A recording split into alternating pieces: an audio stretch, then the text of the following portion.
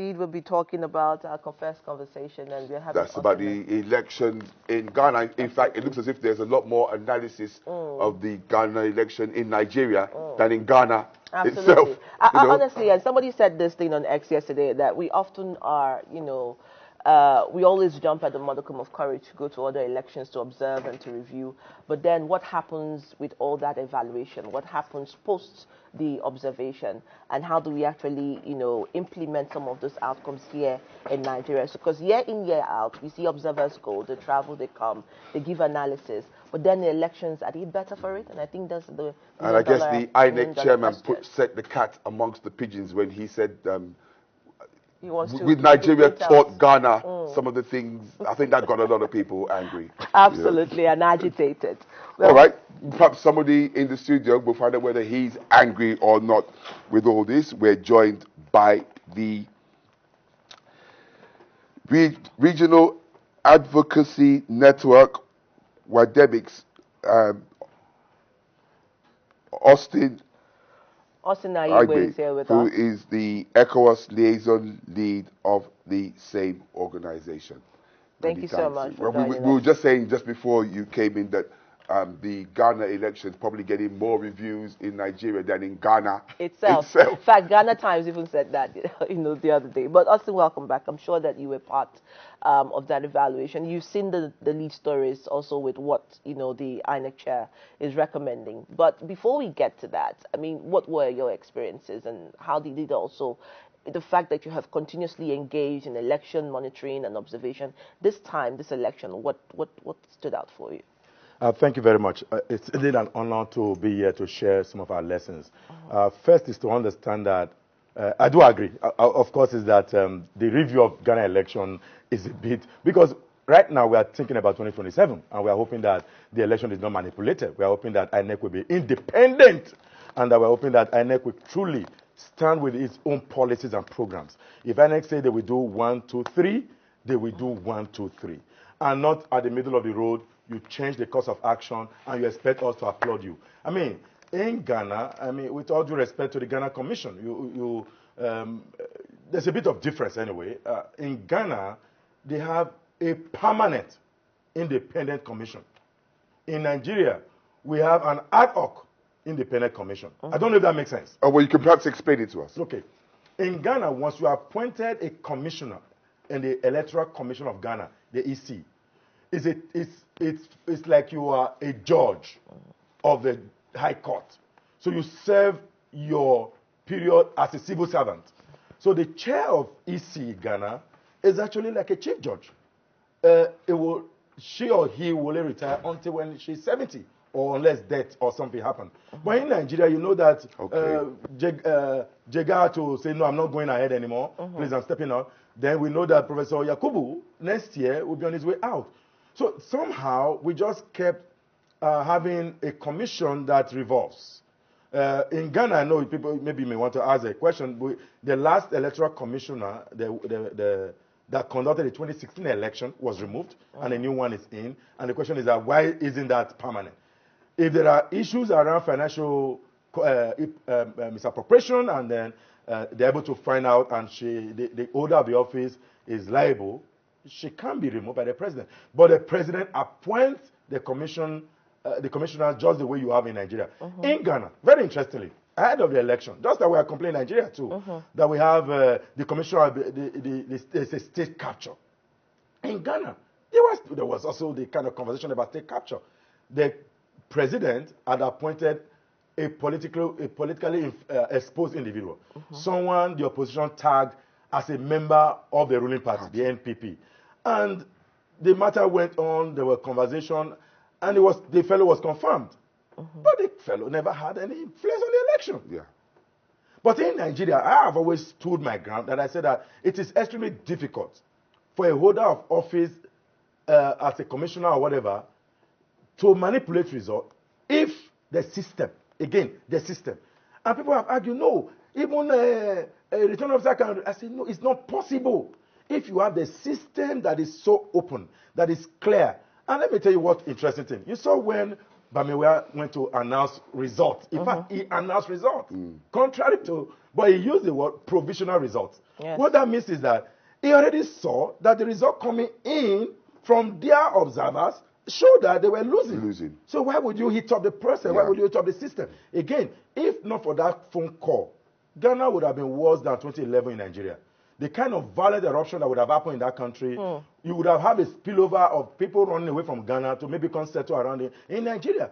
But that call made a difference. Can we truly make that call? Although you may argue that there was 2015. President Jonathan did something like that, yes. But he didn't do that because of results collated. Apparently because of results that were, he saw the handwriting, not that he had the results. But I'm telling you, in NPP and NDC, they had collated results. They far ahead of the time the commission will announce. Look at the time it took the commission to announce results. More than about 48 hours later. Would that happen in Nigeria?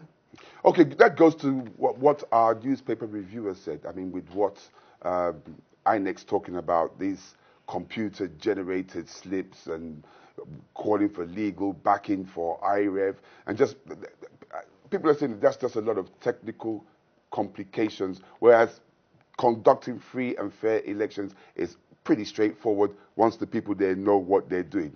What's your, I mean, is it as simple as that?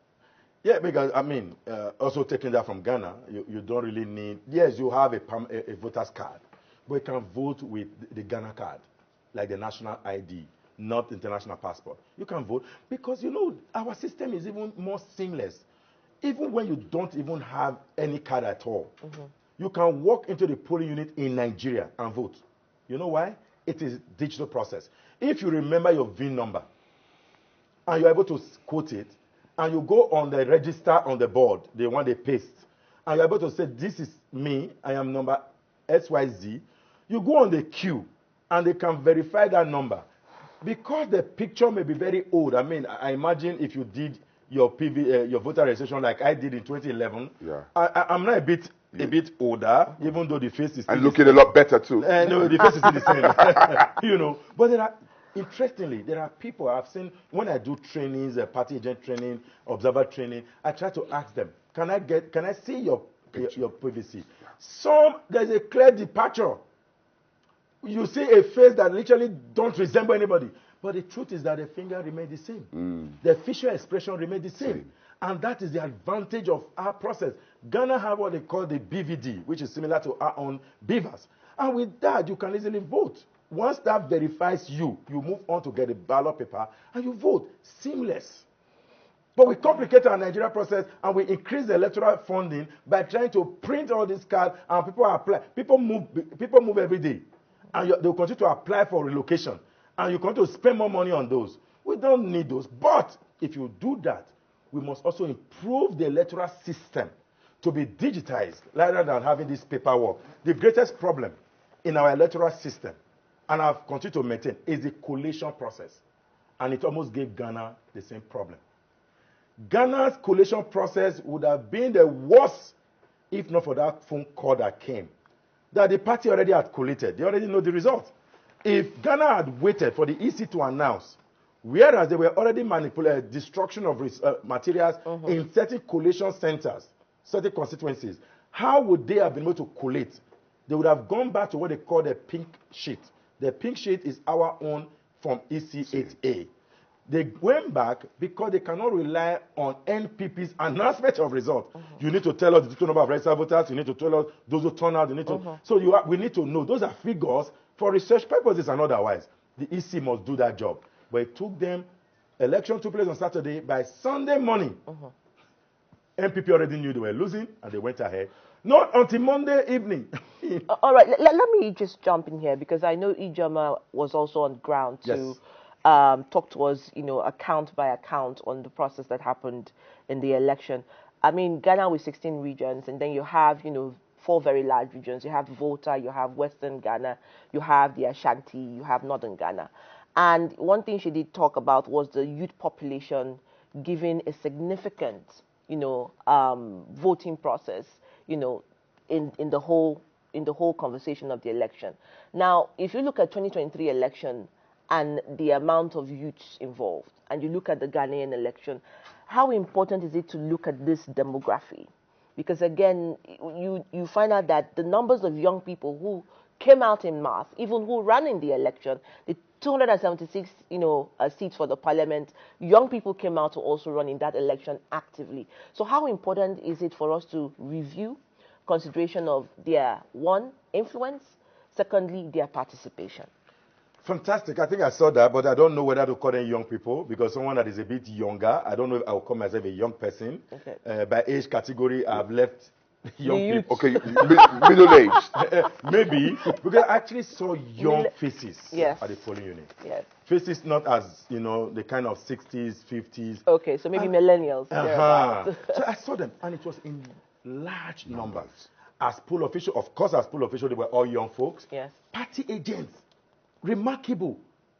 In virtually all the polling units I visited, both whether it was in Greater Accra or in the suburb, young people stood. And the way their party structure is, the party agent structure is part of the political system and part of the political party architecture.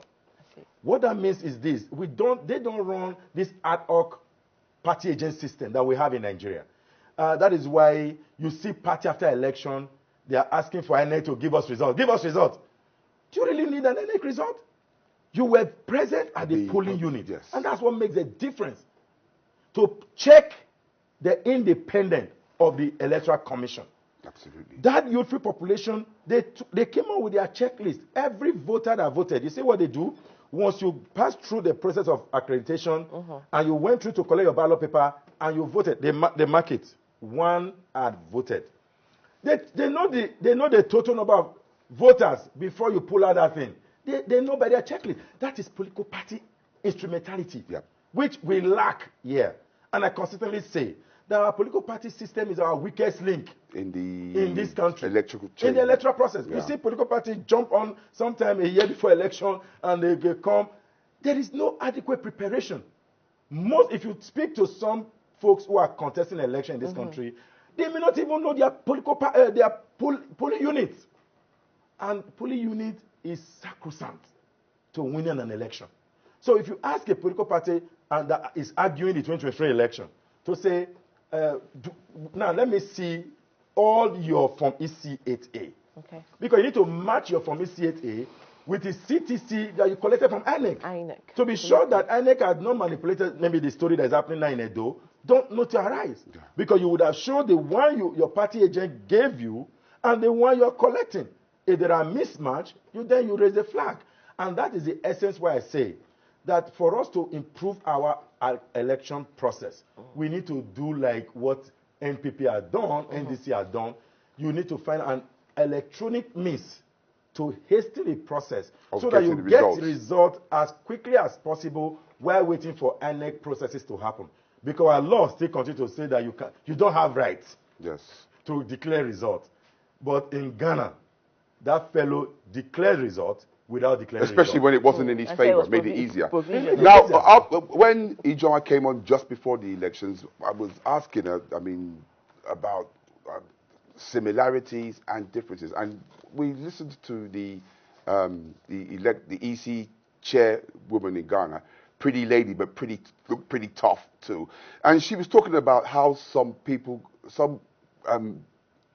who were contesting for parliament got disqualified, and she mentioned something about them not having something. It was like a backing, like for you to actually contest, you have to have some kind of backing. And she said that the people were disqualified because those backing him were not from the constituency. These some of the things we need to look at here in Nigeria. So just to clarify that, Ghana operate what they call independent candidacy. Okay. We don't have it. So if a political party nominates you, you don't need those backing. Okay. But for you to have those backing to be sure that you are popular in your constituency as an independent, you need to get that process, which of course is also in the US model and elsewhere. But Nigeria, we don't have those for many reasons. I remember the Young Turn to Run had a conversation about independent candidacy, and I remember in one of our conversations in the National Assembly, the former speaker had advised that no, don't go this route. You don't know the enormity of stress it takes for an independent candidate. And I agree. I mean, because of to defend your vote. In fact, in Nigeria, you have to defend your vote. I mean, in the U.S., where you have independent candidate, where the model is arguably from, I mean, the last speaker before me talked about picking presidential system from the U.S. There's an independent. Have you ever seen an independent running for presidency? Even they are there, but they never get to the process of debate because they don't meet the threshold. So they start there, but I won't really agree to independent because of this. You may have it. People argue that it's fine. We can have it at the local level, maybe a councillorship position, because you can have your popularity within your domain and win election. But it's fine. You can have it, but it will be extremely difficult. Especially, like you said, at state and federal levels, it might be a little complicated. Particularly at the federal level. Yeah. Maybe state, it may still be very popular. What's his name? Bloomberg. Michael Bloomberg. Yes. One as Democrat, one as Republican, one as independent. Yes. I doubt that we That's the mayor, the New York mayor? The then mayor, yes. mayor of New York, New York City. I mean, each time I look at him, I'm like, man, sometimes you are privileged to see Michael. And again, he's a billionaire, not in naira, in dollars. So you know what to do. So that also helps. Of course it helps. That billion he has is the political party. So, interestingly to know that Mayor Bloomberg can be seen on the street walking, interacting with folks who will vote for him. If he rides sometime on Metro.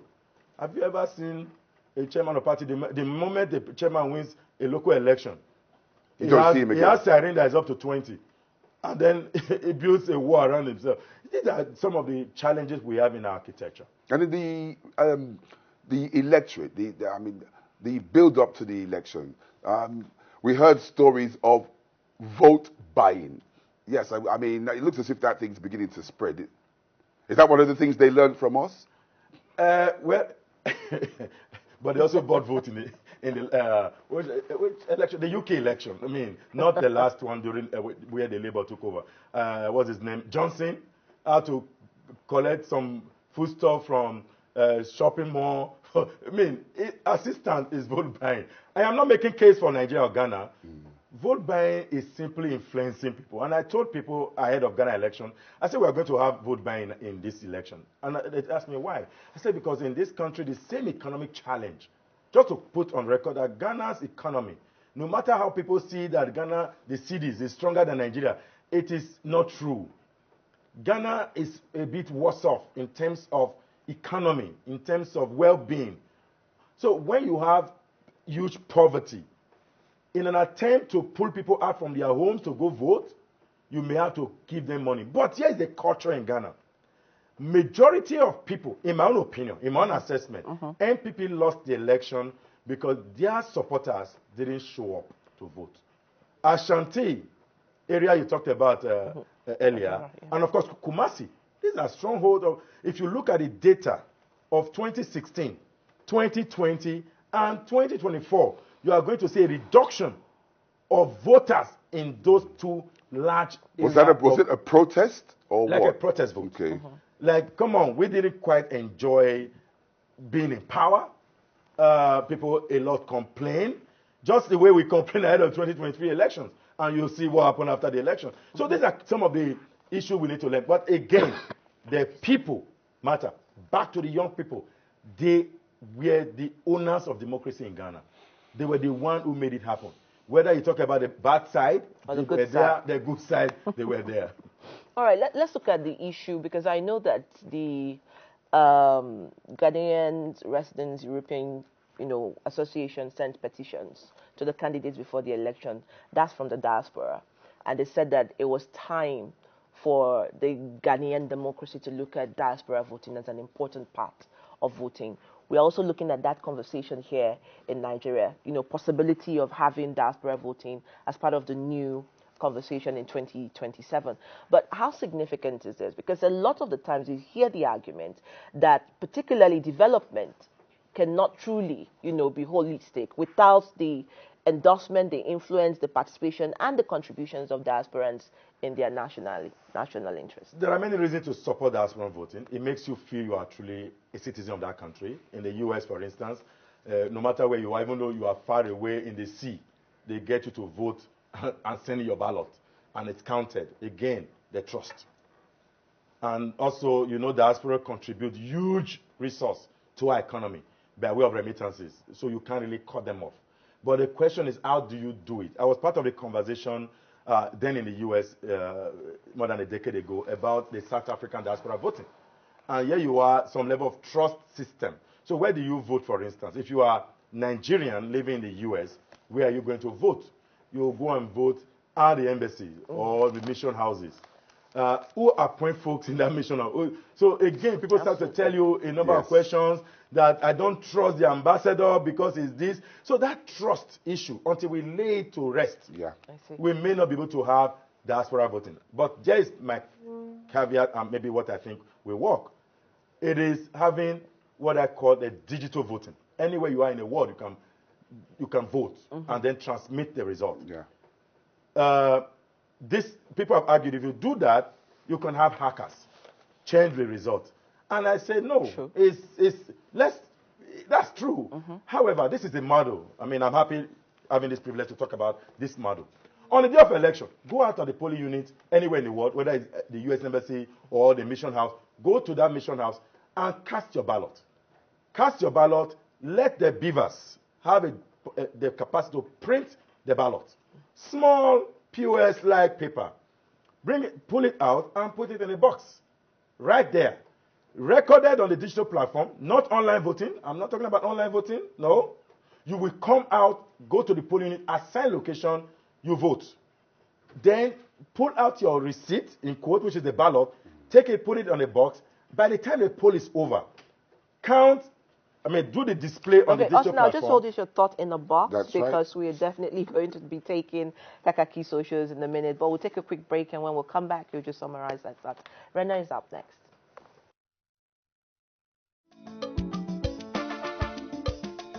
Voice, and just before we went on Kakaki Social, we were taking a look at the fallouts of the Ghana elections and the lessons Nigeria can learn. Of course, we said at the beginning of the program that the Ghanaian elections probably have had more reviews in Nigeria than they have in Ghana itself.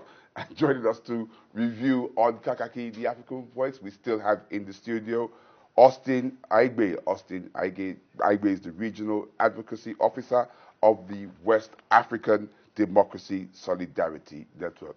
Austin, many thanks for being patient and still staying with us. Thank you. Thank you. Just before we went on that break, you were trying to summarize your thoughts on diaspora and voting before we get to the next question. So, yes, I'm here with a proposal that because of the trust deficit, in fact, look at, you heard what my brother talked about on the Kakaki Social, talking about institutional weaknesses, that an INEC chair is stronger than the institution itself. That you hear of INEC chair more of the INEC itself. INEC itself. That is, it's supposed to be a weird scenario. In fact, it correlates with what Barack Obama said in 2009 in Ghana. When he visited Ghana in 2009, he said, Africa's problem is that there are weak institutions and strong men. And that's the case here. And people have talked about, how do you strengthen INEC? How do you make INEC the true independent? And going back to the Waste report that recommended the NJC's for NJC to appoint or recommend the appointment of an INEC chair. People have also talked about a lot of things about the judiciary. The state capture is not just INEC. The state capture is the judiciary. Which one? The commissioner is that. Which one is actually more corrupt? Is it the executive or the judiciary? It's a weird scenario that there's a trust deficit in the system. And one way to improve it is system improvement. And that's what I'm talking about in terms of diaspora voting. Anywhere you are in the world, you could go to the point allocated as polling unit, you appear there, you vote using the beavers. Beavers should be able to vote or any other device. And people would say, are we not increasing cost? In microeconomics, it's what we call sunk cost. Most of these devices are already bought. Improve the facility by new apps to make it become a voting device.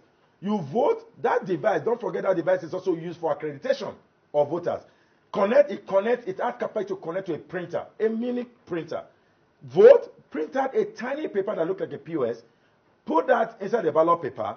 Don't go on the internet while voting, because this is not on internet voting. So you can't appear in a voting in an internet shop and then you vote. No, that's not what we're talking about. So don't fear about hacking. But where you need the internet is to transmit that result. We must eradicate those collation process. The human error in our collation process is too weird. We must stop it. Wherein you vote at the polling unit, you won at the polling unit, and you can lose at the word collation point. Man, what kind of system is that? Because the word collation officer can render that result null and void if it's observed just one mistake. If the ballot paper does not agree, it can say, well, you're unable to agree, tell the party, the returning officer, the presiding officer, to say you're unable to accommodate, to account for this number, I cannot take it in. Then it declares that, put it in an envelope, and write null and void. Meanwhile, you have won, and you are celebrating your polling unit that you have won. And meanwhile, at the collation center, it's no longer a document. Take that result, transmit it to whatever area. If you like, transmit it to a collation point. But before you transmit it, you must do two things. Collect the results, add up the result on the digital platform. Say party A, 20, party B, 30.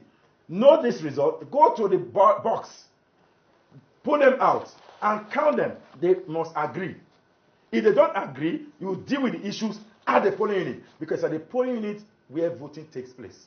When both are agreed, you transmit this and write the Form EC8 results and then give to everyone present. Right. That way, you have much more assurance that one, there will be an IRF, even though they are talking about legality of the IRF. Absolutely. There will be an IRF where the result will be transmitted to, then the party officials at the polling unit can truly now snap their own Form EC8A and transmit it to their party and do a triangulation. So at the end of the day, Party A, we already know that we are losing. So there's no need to go to court. So we just declare provisional concede victory there and there. All right. So we don't have to go to the court. Exactly. The lawyers may not be happy with this, but that's the clear case. We don't need all this 180 days. You put our minds under unnecessary tension.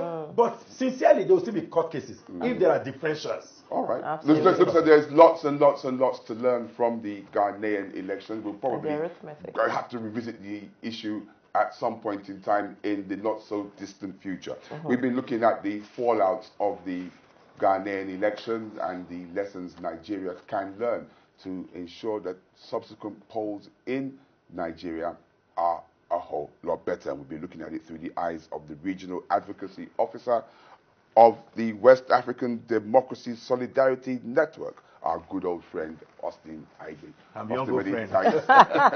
Our good young friend. Our good young friend. Or good middle-aged friend. Because I don't know what you meant by young people.